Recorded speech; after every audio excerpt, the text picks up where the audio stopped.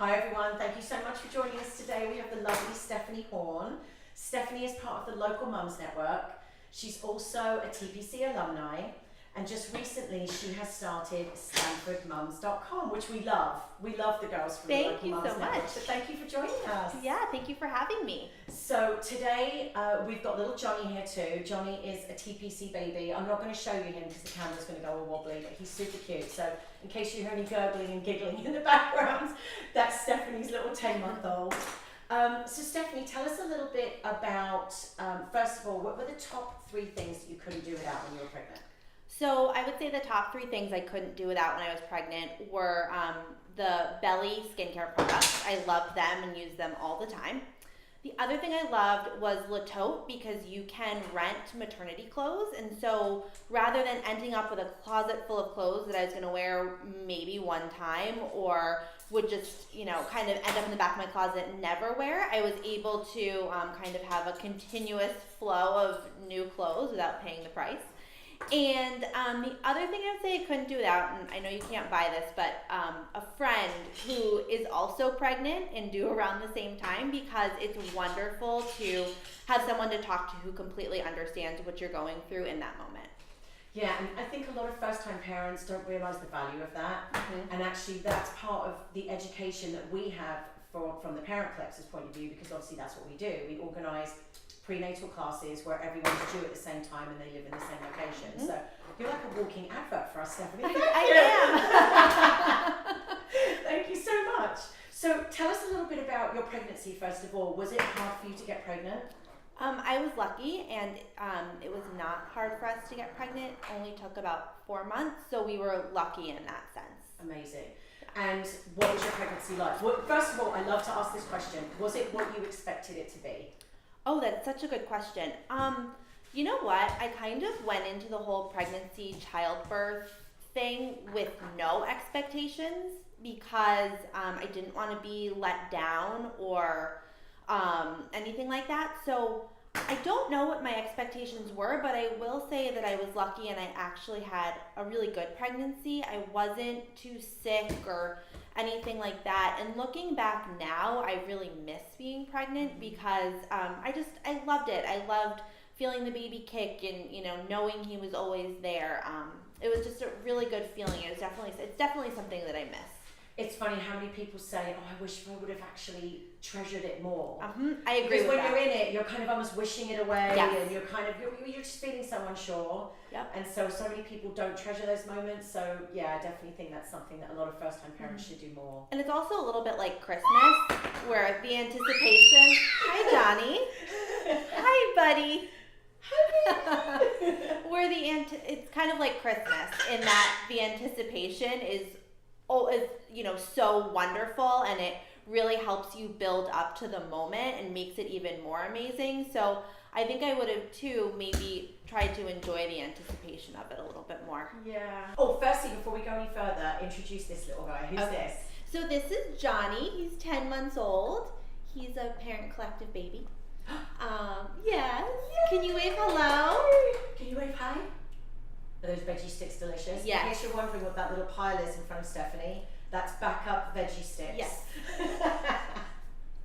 Okay, do you want to say yay? Yay!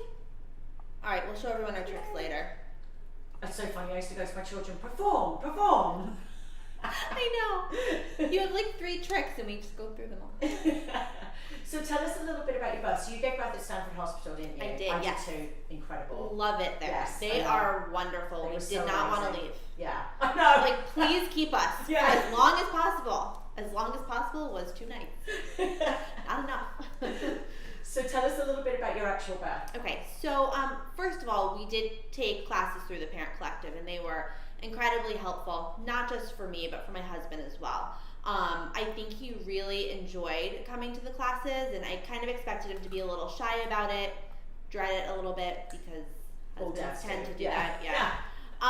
But he, got a lot out of the classes, and I think it really helped prepare us both for birth and then for actually having a newborn. So that's first of all. I think that a lot of his involvement and he was so helpful because of the classes. So that was wonderful. Oh, good. That makes me Yeah. so happy. And I mean that truly. So as far as my birth story, I gave birth about 4 days before my due date. I was working out that morning and started to have some contractions. Nothing crazy, just kind of went about my day. Went to my parents' house for dinner. Got home and then started having contractions very regularly.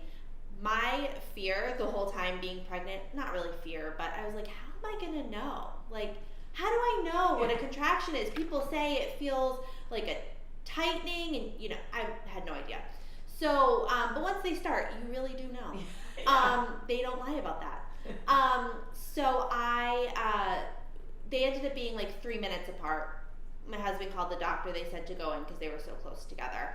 So we went in and they sent me home, which was, you know, terribly disappointing, and made me feel really embarrassed, even though it shouldn't have, because it happens to many people.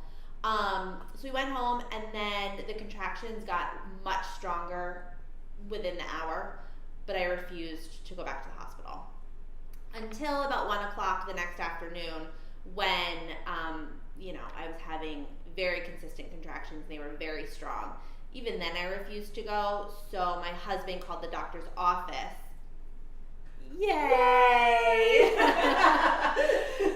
So my husband called the doctor's office and they let me go in to check me out, and I was 5 centimeters dilated. You were? Yes. Oh my God, Stefanie.